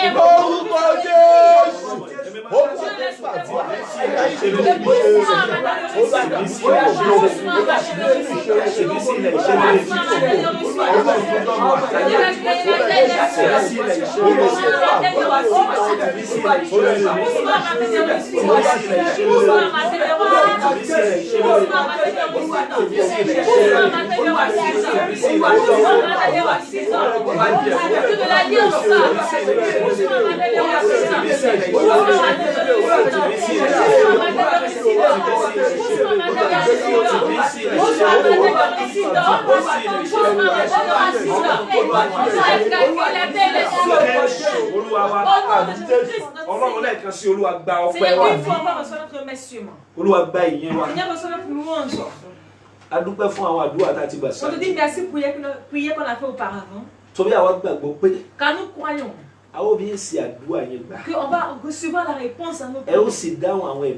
Et tu vas répondre à ces points de prière. Seigneur, merci pour ces messieurs. Nous partons pour écouter ta parole. Et celui qui va le dire. Et ceux qui vont l'entendre. Et Dieu l'Esprit Saint. Que ta parole soit fructueuse dans notre vie. Gloire à ton nom, Seigneur. Au nom de Jésus-Christ, notre Seigneur. Il faut qu'on salue tous ceux qui nous entendent dans les maisons. de partout dans le monde entier. Je prie au nom de Jésus-Christ, le Dieu de l'Alliance, et il ne fera pas pour nous. Je dis, il ne fera pas pour nous mal. Et la prière est le bâton du chrétien. Et notre bâton de prière ne se reposera pas. Tel que le télé existe et qu'il est vivant, Dieu ne l'acceptera pas au diable. Et pour se cacher, pour nous faire souffrir. Et le thème qu'on examine ce soir, c'est un grand thème. Et n'oublions pas la semaine passée. Et le vendredi. Et notre thème. Et c'est être délivré de la malédiction de la génération. Mais aujourd'hui, on va se baser sur ce qu'on a entendu la semaine passée. Et être délivré de l'esprit de l'opposition. Être délivré du combat de l'esprit d'opposition. Et on a étudié deux versets. Et dans le livre de 1 Samuel, et le chapitre 1, du verset 9 au verset 18. Par exemple, le livre de 1 Samuel, et le chapitre 17, du verset 17 et au verset 32. Et dans ces deux versets bibliques, que nous allons apprendre ce soir, et nous allons aller prier aussi. Et le thème qu'on va examiner, tel que je l'ai prédit, c'est être délivré du combat de l'esprit d'opposition. Être délivré du combat de l'esprit d'opposition. Et ce thème est beaucoup dur. Et cette parole est beaucoup c'est une parole qui est très importante. Et dans la vie de nous, êtres humains. Et surtout dans notre parcours dans ce monde. Et avant d'aller plus loin, et qu'est-ce qu'on appelle opposition? Et qu'est-ce que l'opposition? Et dans mes recherches, j'ai vu que ce qu'on va appeler opposition, et c'est un obstacle. Et l'opposition, et ce qu'on appelle obstacle. Et ils sont liés. C'est comme une grâce et la miséricorde. Et qui marchent ensemble. Et l'opposition, et c'est un obstacle. Et une chose qui veut nous bloquer. Et opposition, autrement dit. Et c'est une chose qui ne veut pas qu'on parle. Et une chose qui ne veut pas qu'on parle un blocage. Et ce qui ne veut pas qu'on nous partons. Et dans le parcours, dans notre parcours, un jour, et lorsqu'on voyageait, et moi, maman et les enfants, et on arrivait à l'aéroport, et à Boumedienne, et lorsqu'on arrive à l'aéroport, ils ont commencé à contrôler. C'est de là qu'on voulait échanger de l'avion qui va nous envoyer. Et il y a une dame. Et dès qu'elle a mis ses empreintes, ils ont scanné son passeport. On dit que ce n'est pas elle qui a su son passeport. Moi et maman a dit qu'il y a la dame. Est-ce que tu vois ce qui se passe? Oui, c'est pas elle qui se trouve sur son passeport. Et la dame dit, c'est avec ce passeport qu'elle voyage. On dit non, que c'est pas elle qui est sur le passeport. Et ils sont allés à un bureau. Et lorsqu'ils ont fini tout ça, et c'est combat d'opposition. C'est combat d'opposition. Lorsque cela se lève dans la vie de l'homme. Lorsque cela se lève dans la vie de l'homme. C'est que tu faisais avant facilement. Et l'opposition va tenir ferme à cela. Et va changer cela. Et tout combat d'opposition. Dans la vie de celui qui m'entend ce soir. Et cela continue ce soir au nom de Jésus-Christ. Opposition. Opposition. Et c'est un combat qui est beaucoup dessus, qui est puissant. C'est un combat qui est puissant. Et ce combat d'opposition est entré dans la vie d'une enfant. Je ne dis pas d'histoire. Cela est entré dans la vie d'un enfant. Et quand c'est le combat d'opposition, et ce sont les malédictions familiales qui envoient l'opposition. Et il a allé à l'université pendant 4 ans. Et il a fini. Et au moment pour aller servir, et il a mis ses empreintes. On dit c'est pas lui. Il met ses empreintes. On dit c'est pas lui. On dit on ne voit même pas ses résultats. Et j'ai prié pour ces enfants. Les enfants qui sont passés du bac. Ils ont fini le bac. Et tous leurs résultats sont sortis. Et ils n'ont pas vu leurs résultats. Et les malédictions familiales se sont levées. Et ils ont travaillé ensemble avec l'opposition. Ce n'est pas la grâce de Dieu. Ce n'est pas l'aide de Dieu. Le sang de ses enfants allait être perdu. À cause des combats de opposition.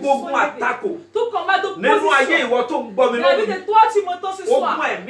Ce combat d'esprit d'opposition. Je proclame cela au nom de Jésus-Christ. Dieu consume cela. Opposition. Opposition. Un jour, lorsqu'on était à Williamsville, il y a une chose qui s'est passée. Et lorsque cette chose s'est passée, il y avait les voleurs qui voulaient les câbles. Et lorsqu'ils vont travailler, ils utilisent les câbles électriques. Et les personnes à qui ils vendent cela.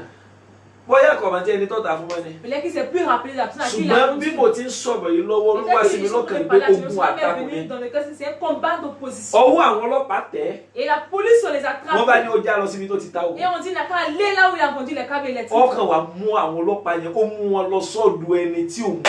Et il a emmené les policiers chez une personne qui est innocente. Et cette personne même dormait. Et il dit voilà cette personne à qui il a vendu les câbles électriques. Et ils ont pris le pauvre père. Et ils l'ont emmené à la police. Il dit c'est pas lui. Et l'enfant dit que non, c'est à vous j'ai vendu ces câbles électriques. C'est à vous j'ai vendu ces câbles électriques. Et lorsque la police quitte la tête de lorsqu'il est seul avec lui. Et il dit à cette personne, tu penses que c'est moi qui vais aller en prison? On va aller en prison ensemble. Ce sont les combats d'opposition. Lorsque les combats d'opposition se lèvent dans la vie de l'homme, cela sent une personne qui lui peut rien faire. Lorsque les combats d'opposition se lèvent, cela transforme l'enfant glorieux. Il le transforme cela en un enfant blessé. Et il le transforme à celui qui est puissant en impuissant. Combat d'opposition. Combat d'opposition. Il y a un serviteur qui a dit un jour, il dit pasteur, il dit ce combat d'opposition dans mon travail. Il dit c'est même pas ce qu'il a fait à cette personne. Et il est sur moi. Il dit change de prix. C'est un combat d'opposition. Et que je prends pour être contre moi dans mon travail. Seigneur, lève-toi pour m'aider. Et ce combat a été vécu avec moi. Combat d'opposition. Il y a un serviteur qui travaille dans un bureau. Et son patron l'aime beaucoup. Et parmi tous ceux avec qui il aime beaucoup. Et ça va cette personne, on lui donne tous les documents du travail. Il sait là où les documents du travail se trouvent. Et tous les contrats qu'il reçoit. Et tous les documents. Et il sait où le patron ne cherche pas une autre personne pour entrer dans son bureau. À part lui seul. Mais le combat d'opposition de la famille. Lorsque les combats d'opposition familiale se sont levés, ils ont commencé à chercher un document. Ils n'ont pas trouvé le document. Et une personne parmi avec qui il dit patron. Il y avait telle soeur. Quand un patron l'a dit, et elle est partie avec une personne qui n'a pas pris le document. Et les combats d'opposition se sont levés. Et on lui a donné. Et le patron dit que toi, qui j'ai fait confiance, le document, tu sais avec on veut travailler. On veut prendre le contrat avec cela. Et toi, tu as pris cela à la maison. Il dit je n'ai pas pris. Le dit tais-toi. Il était renvoyé de son travail. Il allait aller sur Dieu. D'où est-ce que vient ce combat? Ils sont les malédictions de ta famille paternelle. C'est ceux-là qui ont envoyé l'esprit d'opposition. Il y a une personne qui m'entend ce soir. Là où les combats d'opposition ont détruit ta vie. Là où l'esprit d'opposition a détruit ta vie. Au nom de Jésus-Christ. Et on va là-bas et va répondre ce que tu mérites. Combat d'opposition. Combat d'opposition. ogun tó le ni. C'est un combat qui est très dur. Ogun tó burú ni. C'est un combat qui est mauvais. Ogun àtakò. Combat d'opposition. Ó lè mọ́ ni lẹ́wọ̀n. Et cela peut t'emmener en prison. Ó lè mọ́ ni lẹ́wọ̀n. Il peut t'envoyer en prison. Àní ìjẹta. Et avant-hier, mo bẹ̀rẹ̀ sí wo fíìmù kan. j'ai commencé à regarder un film. Ọkùnrin yẹn bá ọkọ̀. Et ce homme, il a acheté une Kò voiture. mọ̀ wípé ọwọ́ àwọn olè lówó ti bá ọkọ̀. Il ne savait pas que c'est d'amis des voleurs. Àwọn olè yẹn ṣẹ̀ṣẹ̀ pa ẹni yẹn. Et les voleurs viennent de tuer cette Òun personne. dẹ̀ bá ọkọ̀. Et lui, il a acheté la voiture. Ẹni yẹn ó sì dá ọkọ rẹ̀ mọ̀. Et il reconnaît sa Ó voiture. ní ibi tó gbé owó pamọ́ Et sí. il a un endroit où il a caché. Àríyànjiyàn wá bẹ̀rẹ̀. Il est disputé. Èmi mo lọkọ̀ yìí. C'est ma voiture. Alé mi mo lọkọ̀. Je dis c'est ma voiture. Alé mi mo lọkọ̀. Je dis c'est ma voiture. Alé mi mo lọkọ̀. Je dis c'est ma voiture. Alé mi mo lọkọ̀. Je dis c'est ma voiture. Alé mi mo lọkọ̀. Je dis c'est ma voiture. Ọba dilé ọlọ́pàá. Et ils sont arrivés à la police. Àwọn ọlọ́pàá wa ní ó de bó láti mọ̀ pé ìyìn ta ló Les lọkọ̀ policiers lóyún. lui comment ça va que Ó ní ọ̀gá ọlọ́pàá. Il est Ó ní policier. ibi tí mo gbé 500,000 Il y a un naira pamọ́ endroit où sí. j'ai gardé 500 000. Ẹ tú ọwọ́ ilẹ̀kùn yẹn. Et allez-y. Owó kan bẹ níbẹ̀. Et il y a une argent Tí owó yẹn tẹ́ là-bas. bá fi lè gbà Et níbẹ̀. si tu trouves l'argent A à jẹ́ cette pé porte, mi mo lọkọ̀. c'est la voiture. Ẹ ka owó yẹn tó bá pé. Et comptez si c'est pas. Nígbà tí wọ́n tú. Parfait. Lorsqu'ils ont Wọ́n bá gba owó bẹ̀. ils ont trouvé Ó l'argent. ní mi ò sọ fún yín. Je vous ai pas dit. Mi ò sọ fún yín. Et je vous Mo ai pas ojú dit. ọkùnrin tí mo ń wò yìí. Il est l'homme, je regarde. Àwọn gangan ni wọ́n yìnbọn. C'est eux maintenant qui ont tiré. Àwọn ni wọ́n yìnbọn. C'est eux qui ont tiré. Ó pa mí láyà. Il a tué mon Àwọn ni wọ́n épouse. yìnbọn. C'est eux qui ont Ìjẹ́ tiré. jẹ́ mọ̀ wípé Est-ce que vous savez? kò mọ́wọ́ o, Il est innocent. kò sì mẹsẹ̀. Il est innocent. Àṣé ẹni yẹn ń jìyà. Cette personne souffrait. Ìwà tí bàbá rẹ̀ ti wù. Endurant la souffrance. Ègún wá de dìde son père. gẹ́gẹ́ Et la bí malédiction ẹ̀mí sont àtakò. levées en tant qu'esprit Láti d'opposition. takò, Pour être contre láti lui. máa lẹ́wọ̀n. Et pour l'envoyer en Gbogbo prison. ibi tí àtakò ti ba ayé rẹ̀ Partout jẹ́. l'opposition détruit ta vie. Gbogbo ibi tí àtakò ti ba ayé Partout rẹ̀ jẹ́. l'opposition a détruit Olúwa ta vie. dìde lóru Et yìí. Dieu se lève ce Olúwa tún soir. ayé rẹ̀ Et ṣe. rejette ta vie. Gbogbo ibi tí àtakò ti pa Partout ògo rẹ̀ lára. l'opposition a endommagé ta gloire. Gbogbo ibi tí àtakò ti pa ògo rẹ̀ Partout lára. l'opposition a endommagé ta Mo wí gloire. lórúkọ Olúwa. Je l'ai dit au nom de l'Éternel. Olúwa Et dìde. Dieu se Ó lève. tún ògo rẹ̀ ṣe. Et il refait ta Mo ní gloire. Olúwa Et dìde. Dieu se lève. Ó tún ògo rẹ̀ Et il refait ta ṣe. joie. Ogun àtakò burú gan. Et l'esprit d'opposition est mauvais. Àtakò tí mo ń sọ̀rọ̀ nípa rẹ̀ yìí. L'opposition dont je parle, Ẹ̀mí kan ló ń darí c'est rẹ̀. un esprit qui le Níbi dirige. tí ẹ̀mí àtakò sì burú dé. Et là où l'esprit d'opposition est mauvais, Ẹnikẹ́ni ni ẹ̀mí àtakò lè yálò. et quiconque l'esprit d'opposition peut l'utiliser. Àtakò Opposition. nígbà tó bá fẹ́ ṣiṣẹ́. Lorsqu'il veut travailler, Nígbà tí ẹ̀mí àtakò bá fẹ́ lorsque ṣiṣẹ́. l'esprit d'opposition veut Kò sí travailler, ẹni tí ò lè il yálò. n'y a pas une personne qui ne peut pas Ó utiliser. lè yá ọkọ lò. Il peut utiliser le mari, Ó lè yá ìyàwó lò. il peut utiliser son épouse, Ó lè yá ọmọ lò. il peut utiliser les enfants, Ó lè yá bàbá lò sọ́mọ. il peut utiliser le père, Ó lè yá ọmọ sẹ́lò sí il peut ọ̀gá. utiliser Ẹni tó mọ̀ délédélé ó lè celui yá que lò. tu connais même. Mo gbàdúrà lórúkọ Jésù. J'ai pris au nom de Nínú Jésus. ilé ẹ̀yin tẹ́ ń gbọ́ mi Dans la lóhùn. maison de ceux qui m'entendent. Ogun ẹ̀mí àtakò. Et toutes ces Kò commandes ní ráàyè nínú ilé n'entreront pas dans votre maison.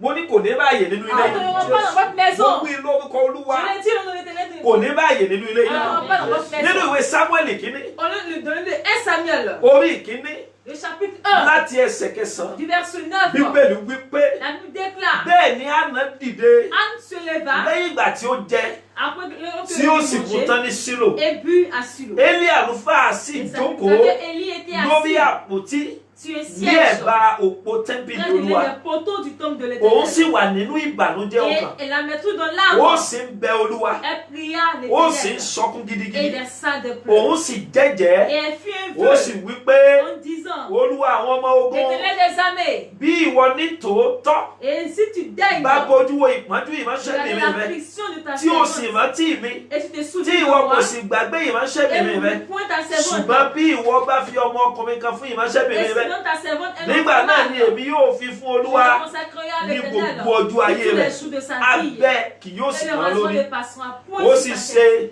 Et comme bí elle ó resta ti ń longtemps, bẹ̀bẹ̀ síbẹ̀ níwájú Olúwa et en priant devant bẹ́ẹ̀ ni l'Éternel, Élì kíyèsí ẹnu Élie rẹ̀ observa sa bouche. ǹjẹ́ Hánà òun sọ̀rọ̀ ní ọkàn rẹ̀ Anne parlait dans son cœur. kìkì ètè rẹ̀ ni ó mì Elle ne faisait que remuer ses ṣùgbọ́n a kò lèvres. gbọ́ ohùn Mais rẹ̀ on n'entendait pas sa nítorí voix. náà ni Élì fi rò pé Élie pensa ó mu ọtí qu'elle wáìnì était ivre. Élì rò pé Et Élie lui ó mu dit, ọtí wáìnì jusqu'à ce que Élì wí fún un pé Élie lui dit, ìwọ yóò ti mu ọtí wáìnì pẹ́ tó jusqu'à quand mu seras-tu ọtí dans wáìnì rẹ l'ivresse kúrò lọ́dọ̀ mi. de passer ton fin? Ẹ wo ibi tí ogun ẹ̀mí àtakò Regardez là où les combats de l'esprit. Ó ti pẹ́ tí Anna ti ń wá ọmọ. Il y a longtemps que Anne cherchait un enfant. Ó ti pẹ́ tí Anna ti ń wá Il y a ọmọ. longtemps qu'elle cherchait un enfant.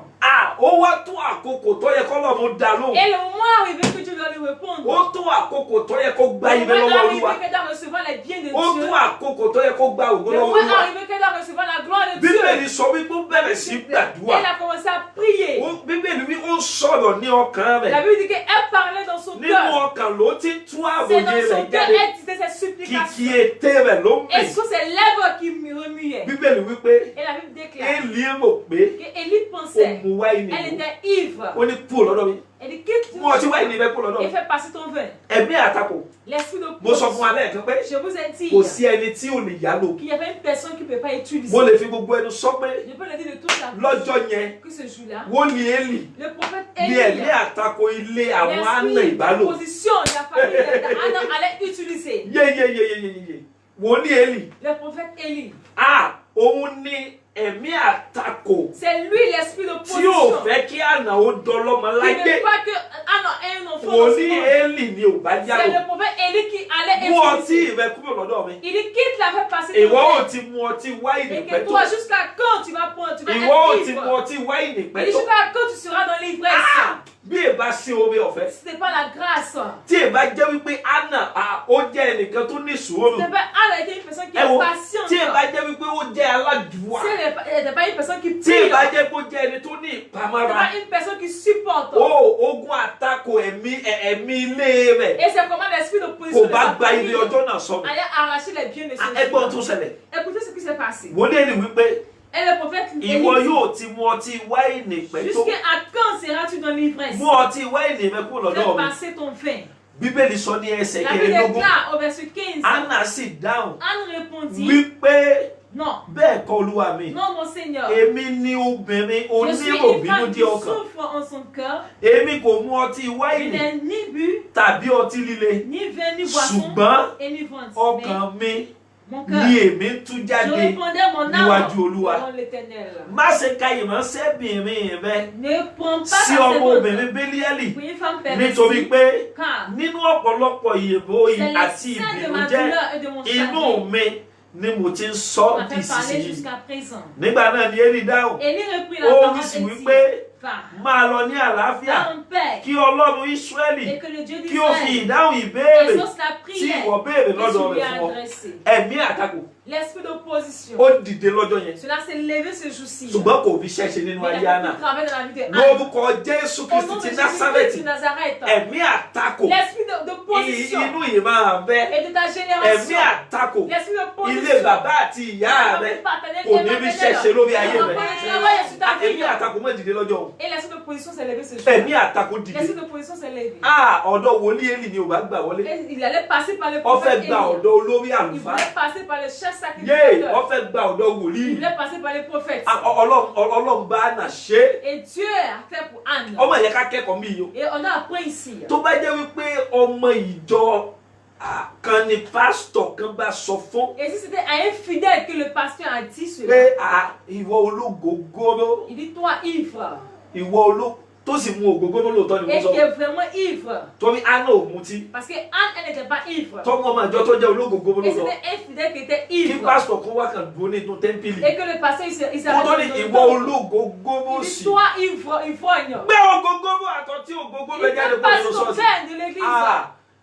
Kí ìsìn tó parí lọ́jọ́ yẹn. Avant même que le culte ne finisse ce jour-là. Orúkọ rẹ̀ ó ti dé Nigeria Baptist Son nom est Convention. déjà arrivé à la convention. Orúkọ rẹ̀ ó ti dé Nigeria Baptist Son Convention. nom est déjà arrivé à la convention. Ṣé yẹ káwọn pásítọ̀ máa jèrè ọkàn ní? Est-ce que le pasteur il doit gagner Àbí des kó máa lé àwọn èèyàn jáde? ou bien il doit chasser les Bó ti wù kó personnes? mutí yó. Même s'il est Sọ yẹ kó ivre. lé jáde kó Est-ce ṣọ́ọ̀ṣì. qu'il doit les chasser de l'église? Anna ò dẹ̀ mutí. Et Anne, elle n'était pas ivre. Kò mutí. Elle n'était pas ivre. Kódà ẹ̀mí àtakò ni ò bá bí ṣẹ́ṣe tó bá Et jẹ́ l'esprit wípé Anna d'opposition lọ allait bínú. travailler. Si Anna s'était mis en colère, ó mà yẹ ká kẹ́kọ̀ọ́ o. on doit apprendre. Gẹ́gẹ́ bí ọmọ ìjọ. En tant que fidèle. Gẹ́gẹ́ bí òjíṣẹ́ En tant Ọlọ́run. que serviteur de Ó yẹ Dieu. ká rí ẹ̀kọ́ kan kọ́ On bí. doit apprendre ici. Ó yẹ ká rí ẹ̀kọ́ kan On kọ́ doit bí. apprendre ici. Ó yẹ kí Anna ò lè bínú. Anne devait se fâcher. Ẹ sì lè pè mí lọ́lọ́tí. Pourquoi tu peux m'appeler ivrogne? Kí ló dé tẹ̀ ń pè mí lọ́lọ́tí? Pourquoi tu m'appelles ivrogne? Ṣé ẹ bọ́ ti lẹ́nu? Est-ce que tu as vu du poisson? Mo mọ̀ pé tó bá jẹ́ ọmọ ìjọ àkókò yìí ni. Et c'était les fidèles présents. Pàápàá jùlọ ọmọ ìjọ onítẹ̀bọmi. Et surtout les fidèles du baptiste. Pásítọ̀ wọn gbọ́ èsì ẹ̀. Le pasteur, il va entendre ça. Bí pásítọ̀ ọba gbọ́ èsì rẹ̀ Et si lójú le gbogbo pasteur n'a pas entendu la yóò réponse, padà gbọ́ lẹ́yìn. il va entendre. Èmi ni pásítọ̀ pè lọ́lọ́tí. C'est moi, pasteur, appelé ivrogne. Ibi tó bá ti ń sọ̀rọ̀ tí bá ti ń sọ fún Et báyìí. là où même il est dit, il pleure. Pásítọ̀ pè mí Le lọ́lọ́tí. pasteur m'a appelé ivrogne. Wọ́n ní mo mutí Il dit, yó. j'ai bu. Tó jẹ́ wípé àbòyé mi mò ń tú Et jáde puis je me dis, ce qui me fait mal au níwájú cœur. Olúwa. Devant Dieu. Làwọn ẹni tí wọ́n fẹ́ fi ọ̀bẹ ń dógún lẹ̀ náà ti jókòó. Et ceux aussi qui va Oui, aggraver il la t'en sonne, peine, il t'en sonne. voilà ce dont on Tí parle. ìdá ń sọnù. Voilà ce qu'on Só parle. yẹ kí pásítọ̀. Est-ce que le pasteur, Ó yẹ kí pásítọ̀ est-ce que le kó pasteur, lè pe ọmọ ìjọ kan il lọ́lọ́tí. peut appeler son fidèle Kó lè pè é ní ivrogne? ológogo. Est-ce qu'il doit l'appeler Só yẹ ivrogne? ó yẹ kí Est-ce pásítọ̀. que le pasteur Ó doit yẹ kí l'appeler? pásítọ̀. Est-ce qu'il doit l'appeler? Ṣùgbọ́n tó bá yẹ pé Anna lọ bínú lọ́jọ́ Mais yẹn ni. si Anne s'était mis en colère, Àkókò ìṣelógo Anna ìgbà abẹ́ au kọjá ẹ̀. nom de gloire de Anne, elle a Àṣẹ tó yẹ kó jáde lẹ́nu wòlíì Et Élì. l'autorité qui devait sortir de la bouche du Àṣẹ prophète yẹn Élie, ìbá ti jáde. l'autorité n'allait pas sortir. Ọ̀pọ̀lọpọ̀ ènìyàn lónìí lógun àtakò jà. Il y a plusieurs autres qui sont combattus par les esprits Nítorí de opposition. Car Àṣẹ tó yẹ wó gbà. l'autorité qui devait Nítorí ìkóríta tó yẹ wó ti gba au àṣẹ. carrefour doit recevoir Ṣùgbọ́n nítorí l'autorité. pé pásítọ̀ mú wọn bínú. Mais parce que le pasteur les a mis en Nítorí pé colère. adarí mú wọn bínú. Parce que le dirigeant les a mis en Àwọn colère. náà wọnú ìbínú Et lọ. aussi sont en train de la Wọ́n ò sì colère. gba àṣẹ yẹn. Et ils n'ont pas reçu. Ẹ wo ẹjẹ́ ń le sọ àṣírí kan fún wa lónìí. Laisse-moi te dire un secret. Ẹjẹ́ ń sọ àṣírí kan fún wa lónìí. Laisse-moi te dire un secret. Tọ́lọ́run bá mi sọ. Que Dieu m'a Bí dit. èèyàn bá wà lábẹ́ iṣẹ́ ìránṣẹ́ Ọlọ́run kan. Lorsque l'homme est sous le ministère des Wọ́n múra kó o services, má gba ègún níbẹ̀. après toi, ne pas recevoir la malédiction là. Bí èèyàn bá wà lábẹ́ iṣẹ́ ìránṣẹ́ Lorsque tu es Ọlọ́run sous le ministère des wọ́n múra services, kó o má gba ègún. après toi, à ne pas recevoir la Kì í ṣe malédiction. ọ̀rọ̀ tẹnu. Ce n'est pas une parole de Bó o bouche. bá ẹjẹ́ ń lo àpẹẹrẹ kan. Je vais utiliser un exemple. Ẹjẹ́ ń lo àpẹẹrẹ kan. Je vais utiliser un exemple. Kí n lo àpẹẹrẹ kan. Utiliser un exemple. Kéèyàn bá lọ sí tí bá ń jọ́sìn nínú ìjọ bàbá nínú Olúwa kan tó lórúkọ ńlá. Et lorsque tu vas faire le culte dans l'église, Tó bá gba ègún kúrò níbẹ̀. et que tu prends une malédiction Tó là, bá lọ sínú ìjọ bàbá bí. et tu vas dans l'église du père B, Ó gba ègún nínú ìjọ bàbá A. et tu as pris la malédiction dans Ó l'église wá du lọ père sínú A, ìjọ bàbá et tu B. vas dans l'église du père B. Ó wá ní tó pé mo mọ bàbá B. Et tu dis parce que je connais le père Tó pé B, mo súnmọ́ bàbá B. parce que je suis proche Ah, du père B, mo ń lọ síbẹ̀. je vais là-bas. Mo fi Kristi sẹ́lẹ̀rì. Et je témoigne de Wọ́n lè Christ. má rí ègún yẹn tú. Et il peut ne pas dévoiler. Torí ó wà lábẹ́ iṣẹ́ ìránṣẹ́ kan. Parce que tu es sous. Ìdí nìyẹn téèyàn bá wà lábẹ́ iṣẹ́ ìránṣẹ́ C'est kan. lorsque tu es sous un ministère, Ègún lọ́nà gbogbo. dans tout chemin, Èyí ò gbọ́dọ̀ fara kó ègún. et tu ne dois pas Òye yẹn yé Ànà dáadáa. Anne était consciente de Wọ́n mọ̀ cela. pé bí Ànà ti ń sọ̀rọ̀ lọ́jọ́ Mais yẹn. Anne tel qu'elle parlait ce Pẹ̀lú jour-là, bí ọ̀bọ̀ rẹ̀ ṣe jáde báyìí. avec la Ó parole qui est jẹ́ ọ̀rọ̀ sortie tó ici, tutù. c'est une parole qui est Ọ̀rọ̀ beaucoup ìrẹ̀lẹ̀ ni. calme, de douceur, Ànà sì d'humilité. dáhùn. Et Anne a répondu. Bẹ́ẹ̀ kọ́ Olúwa mi. Elle dit Ẹ jọ̀ọ́ non, ẹni tó lo bẹ́ẹ̀ kọ́ Olúwa mi kò Celui qui a Olúwa dit wa. non, mon Seigneur, où Ó est-ce máa qu'elle est? wà ní ipò ìrẹ̀lẹ̀. Elle sera en humilité. Ó máa wà ní humble. ipò yí pé nù kò rí bẹ́ẹ̀ bàbá. Elle est humble, elle dit non, Ah. c'est pas cela, Père. Ó yẹ ọ̀rọ̀ tó jáde lẹ́nu wòlíì La Élì ó parole yẹ qui kí est Ànà ó sortie lè de la fara ya. bouche du prophète Wọ́n Aaron. mọ̀ pè mí lọ́lọ́tí wọ́n ní mo Et mutí. il m'a appelé une fois. Èmi Moi. Moi. làwọn kan náà mọ̀ sọ pé Et il y fọmọlẹ́ a o. ceux qui vont aussi Fọmọlẹ́. laisse. Fọmọlẹ́. Ne parle pas. Bí ẹ ti ṣe fún lágbẹ́jà C'est nù. comme ça qu'ils ont fait pour telle Bí wọ́n ti ṣe personne. fún tàmẹ̀dò C'est nù. comme ça qu'ils ont fait pour telle personne. Fọmọlẹ́. Laisse. No fọmọlẹ́. Laisse, Wọ́n laisse. bá lọ sọ ọ̀rọ̀ dógún. Et ils vont transformer la parole en un combat. Ànà mọ̀ wípé Anne savait. ogun kan ń ja òun. Elle a un combat. Ogun kan ń ja Et un òun. combat qu'il a Ànà combattu. ó ti ní òye pé Anne avec la connaissance. ìwọ̀sí tóun gbà nínú ilé lọ́dọ̀ orogún òun Et que ó cette jù yẹn lọ. moquerie qu'elle recevait de sa rival Ó dépasser cela. ó bẹ ara rẹ̀ sílẹ̀ Elle pátápátá. s'est humiliée Ẹ wo totalement. nǹkan mẹ́ta mo rí nínú ayé Ànà J'ai yìí. vu trois choses dans la vie de Tó mú Anne. kó bọ́ lọ́wọ́ ogun ẹ̀mí alátakò. Elle a vécu ce Number combat one, d'opposition. àdúrà. La prière. Number 2, La seconde, ìrẹ̀lẹ̀. l'humilité. Number 3, La troisième, ìpamọ́ra. et elle a supporté. Ìpamọ́ra. Elle a supporté. Ìpamọ́ra. Elle a supporté. Bẹ́ẹ̀ yẹn bá fẹ́ bọ́ lọ́wọ́ ogun Si ẹ̀mí elle veut alátakò. être sauvée de l'esprit, Tó o bá kíyèsí wípé ẹnìkan dìde lọ́wọ́ si tu remarques une personne tí qui àtakò lève ẹ̀mí àtakò gbé wọ̀. et que l'esprit d'opposition position qui veut être number 1 on la doit. Number 2 la seconde l'humilité. Number 3 la troisième support. Anna support. Moi j'étais pas Yves Mon. C'est après cela que le il a proclamé. Il a déclaré. Ó wí pé máa lọ ní àlàáfíà kí Ọlọ́run Ísírẹ́lì kí ó fi dáhùn ìbéèrè tí wọ́n béèrè lọ́dọ̀ rẹ̀ fún ọ. Tí Anna bá ti bínú lọ lọ́jọ́ yẹn ni ẹ̀mí àtakò orí ṣẹ́ṣe. Mo kéde rẹ̀ lórúkọ Ọlọ́run àwọn ọmọ ogun. Nígbà tí ogun àtakò bá dìde. Bí mo bá lẹ́mí àtakò ogun àtakò ní dìde bá mo pa. Ẹnikẹ́ni tó bá ní ògo ní ayé. Ẹnikẹ́ni tó bá fẹ́ débi ògo láyé yóò rí àtakò. Ó máa bá takò. Mo ló máa bá takò. Kò sáwọn èèyàn náà nínú Bíbélì jẹ́ débi ògo tí wọn ò bá takò. Ṣùgbọ́n ohun tí a fi ṣẹ́gun. Number 1 àdúrà. Number 2 ìrẹ̀lẹ̀. Number 3 ìpamọ́ra. Mo gbàdúrà nígbà tí ìdánwò ogun ẹ̀mí àtakò bá dé, Olúwa yóò fún ọ ní agbára láti borí rẹ̀. Mo ní Olúwa yóò fún ọ ní agbára láti borí rẹ̀. Ẹ jáwé ẹnìkejì nínú ìwé mímọ́ bákan náà, òun náà ni Dáfídì. Nínú ìwé Sámúẹ́lì kìíní orí kẹrìndínlógún 16 orí kẹrìndínlógún níbẹ̀ ni a ti kọ́kọ́ fi òróró yan Dáfídì. C'est là que David a été oint. Samuel fọ òróró yan láti ọwọ́ Olúwa gẹ́gẹ́ bí Ọlọ́run ti pàṣẹ fún. Ṣùgbọ́n gbàtà dé chapter 17 ogun kan yọjú sí Israẹli. Ogun yẹn ní agbára. Ogun Gòláyátì ará Gátì. Bíbélì wípé fún odidi 40 ọjọ́ ló fi pe ogun Israẹli níjà. Ẹ mú ọkàn mi kan fún mi wá. Envoyez-moi un homme. Tí mo bá ṣẹ́gun ẹ̀. Si je l'ai vaincu. Ẹ mọ̀ ṣẹ́gun wa. Ṣùgbọ́n tó bá ṣẹ́gun mi. S'il m'a vaincu. Àwọn mọ̀ ṣẹ́gun On yín. sera votre esclave. Ẹ mú ẹkùn mi kan jáde wá. Envoyez un homme. Gíga Gòláyátì gan kò jẹ́ káwọn ọmọ ogun Ísírẹ́lì o. La de Goliath même avec les enfants d'Israël même. Kò jẹ́ wọn lè dún wájú ẹ̀. Il peut même pas être Gbogbo wọn sá kíjokíjo. Et tous ils avaient peur. Jésù wá pè Dáfídì. Et Jésus a appelé David. Ó ní wá lọ bá mi wà láfíà àwọn ẹ̀gbọ́n rẹ̀. Il va regarder la paix de tes frères. Wá lọ bá mi wà láfíà wọn. Il va regarder le père. Bó ni wọ́n ti ń ṣe é sí lójú ogun. Comment est-ce qu'ils font? Mú àkàrà díẹ̀ dání. Et il faut apporter un peu de la nourriture. Mú òróró díẹ̀ dání. Ó wá bu gàrí dání. Ó yá lọ bá mi wà láfíà wọn. Dáfídì wá dé ojú ogun. Alọ́jọ́ ìṣelógo rẹ̀. Àtakò ní já ọgbọ́n. Mo ní lọ́jọ́ ìṣelógo rẹ̀. Wọ́n máa wà nínú àdúrà tá a gbà. Ẹ̀mí àtakò já àwọn kan bọ́ lọ́jọ́ ìṣelógo rẹ̀.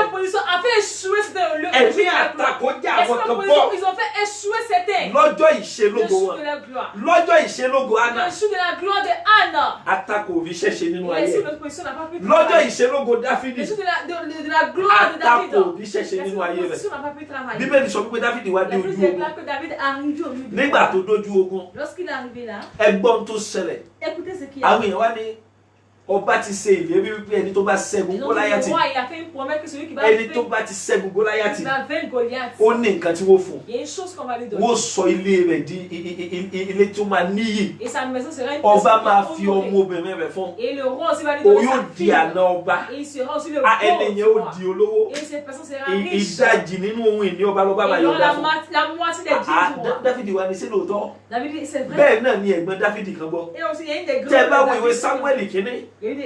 Chapter 17 verse 28.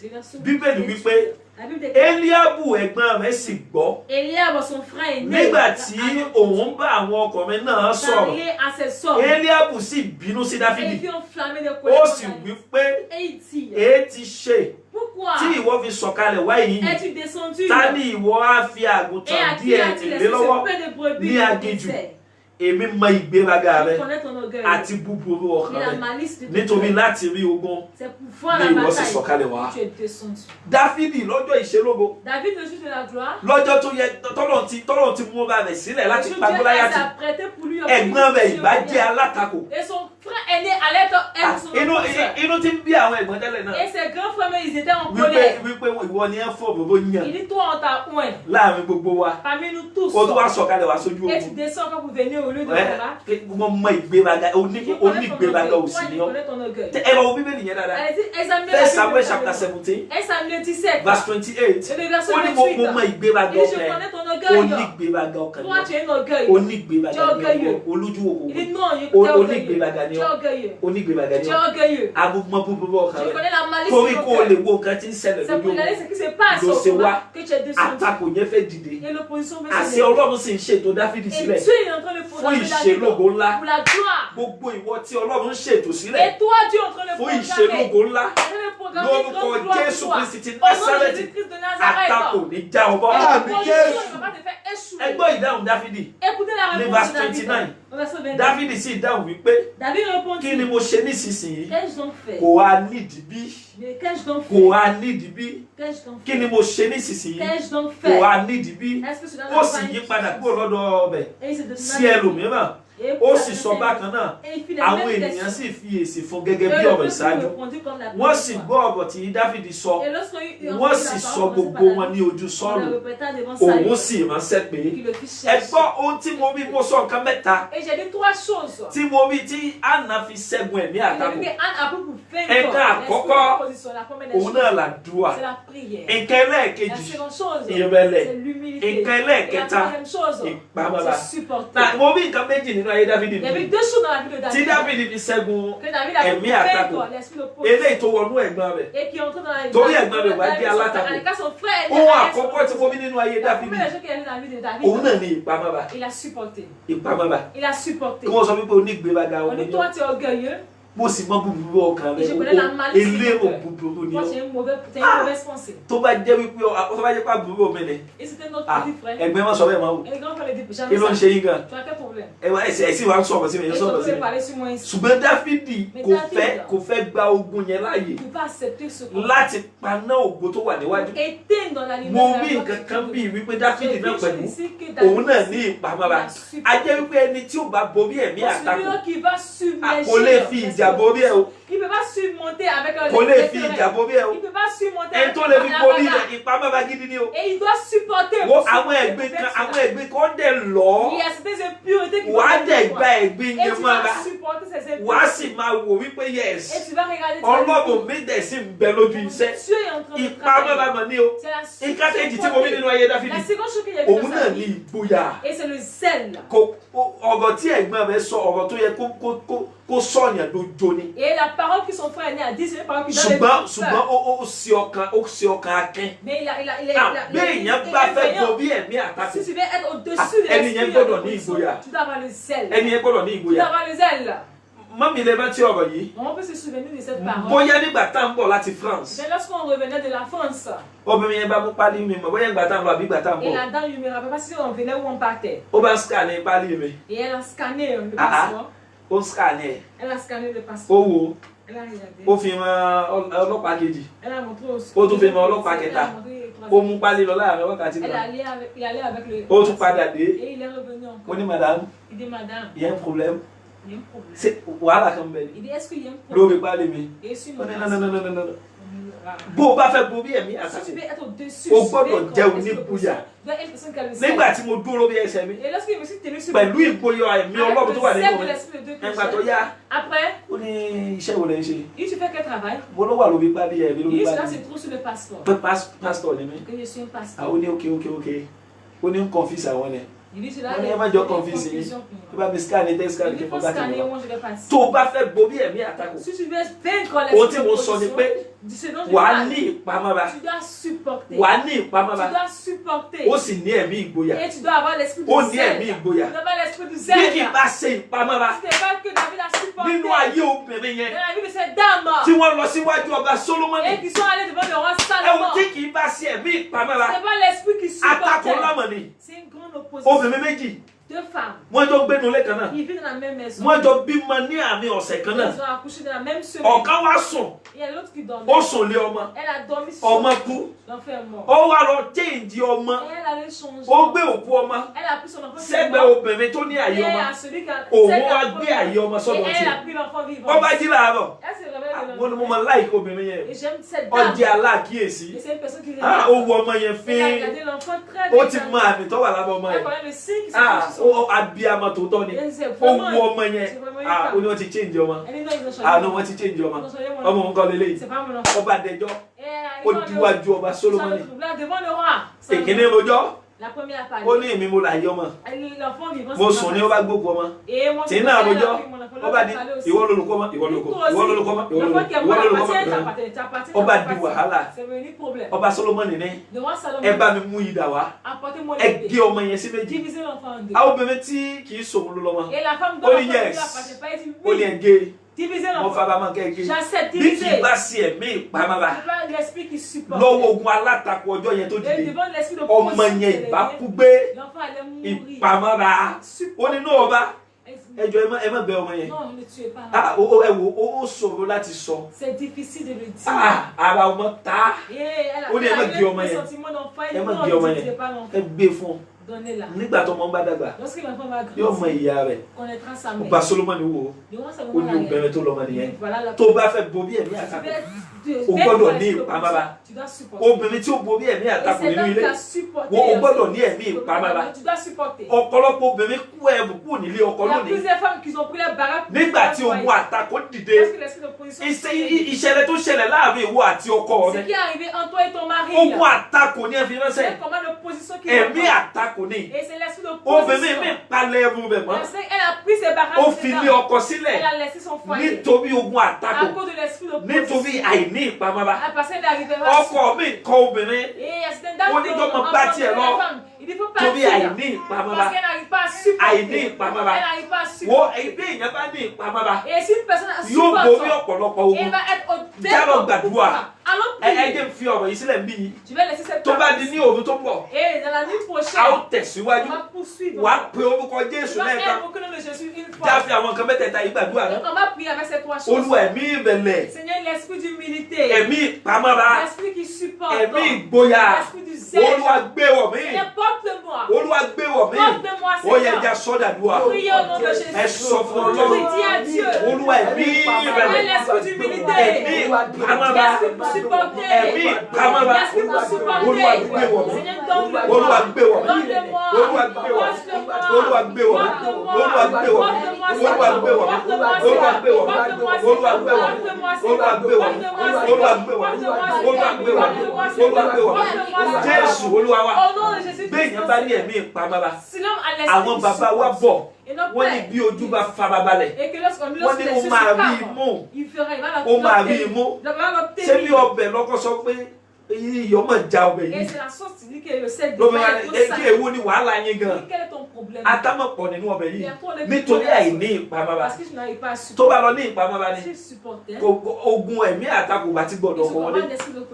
kò bá ti gbọ́dọ̀ ọkọ wọlé ọkàn mi ò ní ìpamọ́ra bẹ́ẹ̀ lómi bá kàn ti gbọ́ kankan báyìí yóò lọ fi bẹ̀bẹ̀ ẹjọ́ àti wàhálà pẹ̀lú ìyàwó nínú ilé nítorí àìní ìpamọ́ra obìnrin mi bá fi àṣírí ńlá lé ọkọ ẹ̀ lọ́wọ́ ṣùgbọ́n ó ní ẹ̀mọ̀dàmọ̀dà tó jẹ́ ó ní ẹ̀mọ̀dàmọ̀dà àìní sùúrù gẹ́gẹ́ bí ọkọ kò jẹ́ kí ó lè rí ìdí àṣírí tí ìyàwó rẹ̀ gbé lọ́wọ́ tó bá jẹ́ wípé ọkùnrin mi bá farabalẹ̀ ní obìnrin ìyàwó rẹ̀ nínú ilé yóò sì gbé gbogbo ayé rẹ̀ lé lọ́wọ́ wọ́n gbà tí ìyàwó gan ti rí kó ó ní ẹ̀mọ̀dàmọ̀dà ni yóò wọ ẹni tí mo fẹ́ gbáyé mi lé lọ́wọ́ lélẹ̀ wọ́n ò bá sọ̀rọ̀ Olúwa mo nílò ẹ̀mí ìpamọ́ra mo nílò ẹ̀mí ìpamọ́ra mo nílò ẹ̀mí ìpamọ́ra Olúwa mo nílò ẹ̀ Olúwa yọ̀ǹda rẹ̀ Olúwa ẹ̀mí ìrẹ̀lẹ̀ Olúwa yọ̀ǹda rẹ̀ ó yá gbàdúrà yẹn ká tọrọ tí ìyá àdúrà ẹ̀mí pamọ́ra ẹ̀mí pamọ́ra Olúwa yọ̀ǹda rẹ̀ Olúwa yọ̀ǹda rẹ̀ Olúwa yọ̀ǹda rẹ̀ ẹ̀mí pamọ́ra ẹ̀mí pamọ́ra Olúwa yọ̀ǹda rẹ̀ ẹ̀mí pamọ́ra Olúwa yọ̀ǹda rẹ̀ ẹ̀mí pamọ́ra Olúwa yọ̀ǹda rẹ̀ ẹ̀mí pamọ́ra Olúwa yọ̀ǹda rẹ̀ ẹ̀mí pamọ́ra ẹ̀mí ìbẹ̀lẹ̀ ẹ̀mí ìgboyà Olúwa yọ̀ǹda rẹ̀ Olúwa yọ̀ǹda rẹ̀ ní orúkọ Jésù Kristi Olúwa wa Olúwa níbo ni àtakò ti pa ògo mi lára. Où est-ce que l'opposition a endommagé ma gloire? Níbo lẹ ní àtakò ti pa ògo mi lára. Où est-ce que l'opposition a endommagé ma gloire? Olúwa ó yá sí àtúnṣe lónìí. Seigneur, va faire des ó yá orúkọ Jésù kó gbẹ̀gbẹ̀. Níbo lẹ ní àtakò ti pa ògo mi lára. Níbo lẹ ní àtakò ti pa ògo mi lára. Olúwa bẹ̀ ibẹ̀ wò lónìí. Olúwa bẹ̀ ibẹ̀ wò lónìí. Olúwa bẹ̀ ibẹ̀ wò lónìí. Níbo lẹ ní àtakò ti pa ògo mi lára. Níbo lẹ ní àtakò ti pa ògo mi lára. Olúwa ó yá tún ilẹ̀ ṣe. Níbo lẹ ní àtakò ti pa ògo mi lára. Olúwa ó yá sí àtúnṣe. Ó yá sí àtúnṣe. Ó yá sí àtúnṣe. Ó yá sí àtúnṣe. Jésù Olúwa wa. Olúwa mú mi borí ogun alátakò. Anna borí ẹ̀. Anne a vaincu l'esprit. David borí ẹ̀. David a vaincu l'esprit. Obìnrin yẹn tí wọ́n gbé àyè ọmọ ẹ̀. Et cette dame dont lui a pris son enfant. Tí wọ́n á gbé òkú ọmọ sí lẹ́gbẹ̀ẹ́. Et qui ont mis l'enfant témoin. Obìnrin yẹn borí ogun yẹn. Et elle a vaincu l'esprit. Olúwa mú mi borí ogun alátakò. Seigneur, fais-moi vaincre l'esprit d'opposition. Olúwa mú mi borí ogun alátakò. Fais-moi vaincre l'esprit d'opposition. Wàá pe orúkọ Jésù. Ọlọ́run ẹ̀mí mímọ́. Tu es l'esprit des prophètes. Mú mi borí ogun alátakò. Ó yá pe orúkọ Jésù. Ogun alátakò. Májò báyé mi jẹ́. Májò báyé mi jẹ́. Májò ogun alátakò. Májò báyé mi jẹ́. Májò báyé mi jẹ́. Olúwa gbà mí. Olúwa gbà mí. Olúwa gbà mí. Olúwa gbà mí. Olúwa gbà mí. Ogun alátakò. Májò báyé mi jẹ́. Ogun alátakò. Májò báyé mi jẹ́. Ogun alátakò. Májò báyé mi jẹ́. Ogun alátakò. Májò báyé mi jẹ́. Ogun alátakò. Májò báyé mi jẹ́. Ogun alátakò. Májò báyé mi jẹ́. Ogun alátakò. Májò báyé mi jẹ́. Ogun alátakò. Ogun alátakò. Olúwa mú mi borí rẹ̀. Olúwa mú mi borí rẹ̀. Olúwa mú mi borí rẹ̀. Jésù Olúwa wa. Jésù gangan fún bàbá rẹ̀. Jésus-Christ lui-même. Ó borí ogun Il a alátakò. vaincu l'esprit d'opposition. Bíbélì ní lẹ́yìn ogójì ọjọ́ Après 40 jours. àti ọwọ́ ẹ̀mí darí rẹ̀ sí Et on l'a dirigé par l'esprit. láti ti ọwọ́ èṣù dánwò. Et pour les tenter par la main du diable. Sátánì bá dé. Et le diable est venu. Ó ní ọ̀gá Jésù. Il dit, chef Jésus. Ọ̀gá Jésù. Chef Jésus. Ẹ mọ̀ pẹ̀lẹ́ o. Il dit, je te salue. Ẹ pẹ̀lẹ́. Je te salue. Ọmọ Ọlọ́run ní àbí. Et je suis enfant de Dieu. Tẹ́ ẹ bá jẹ́ ọmọ Ọlọ́run. Si je suis enfant de Dieu, Kò lè. c'est pas Ẹ Dieu. pàṣẹ Ordonne kí òkúta yìí que cette pierre kó di àkàbà. se transforme en Jésù eau. wò. Jésus qui s'arrive. Ó ní akọ̀wé rẹ̀ pé Il dit, c'est écrit. ènìyàn kì yóò wà láàyè L'homme ne sera nípa pas àkàbà seulement nìkan par de la bí nourriture, kò sí nípa ọ̀rọ̀ mais par la tó parole. ti ẹnu Ọlọ́run Le jáde. son de la bouche de Dieu. Il a clamé plus. Très bien. Ìjà lọ, Allons. wọ́n tún tẹ̀síwájú. Il a poursuivi. Ó ní tó Il dit, oui, fún bíbalẹ̀ fún mi. procède-moi devant moi. Fún bíbalẹ̀ fún mi. Procède-toi. Jésù wípé Jésus a dit, asákọ̀wé rẹ̀ pé c'est écrit. Olúwa Ọlọ́run bẹ nìkan ṣoṣo. Que c'est devant ton Ní kí Dieu wọ́n kúkú seulement bíbalẹ̀ que fún. tu vas te prosterner. Sátánì tún tẹ̀síwájú. Il va avancer encore. Ó ní òkè Il dit oui.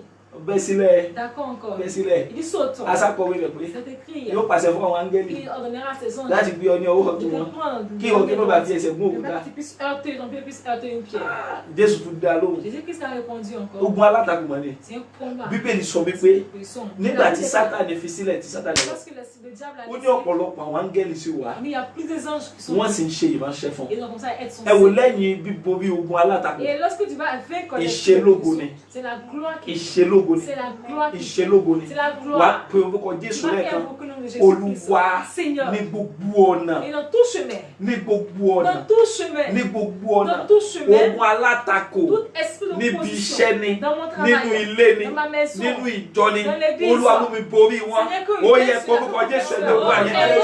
Olúwa ní gbogbo ọ̀nà. Ní gbogbo ọ̀nà. Ní gbogbo ọ̀nà. Ní gbogbo ọ̀nà. Ní gbogbo ọ̀nà. Ní gbogbo ọ̀nà. Ní gbogbo ọ̀nà.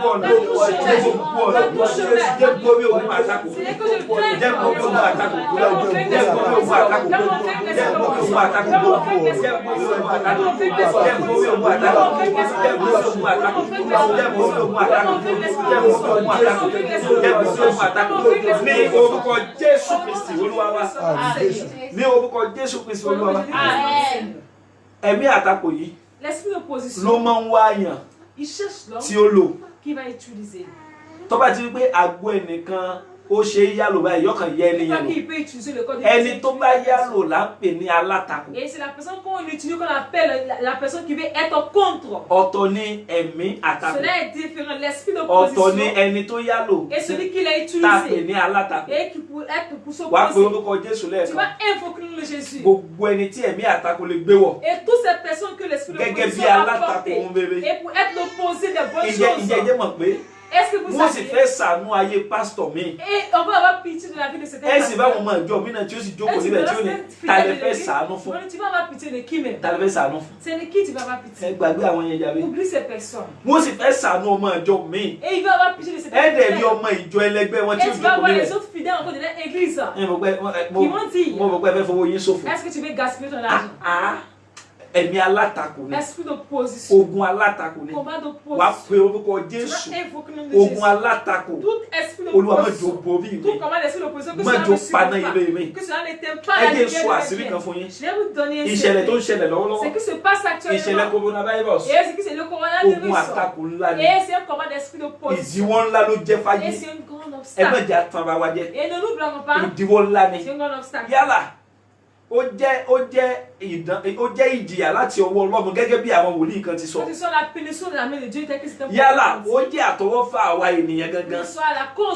Gẹ́gẹ́ bí àwọn wòlíì míì ti sọ. Èyí yòówù tó wù kó jẹ́. Èyí tèmi ń sọ ni pé ìdíwọ́ ńlá ló jẹ́ fáyé. Ẹ̀yin ẹ̀ wo ni?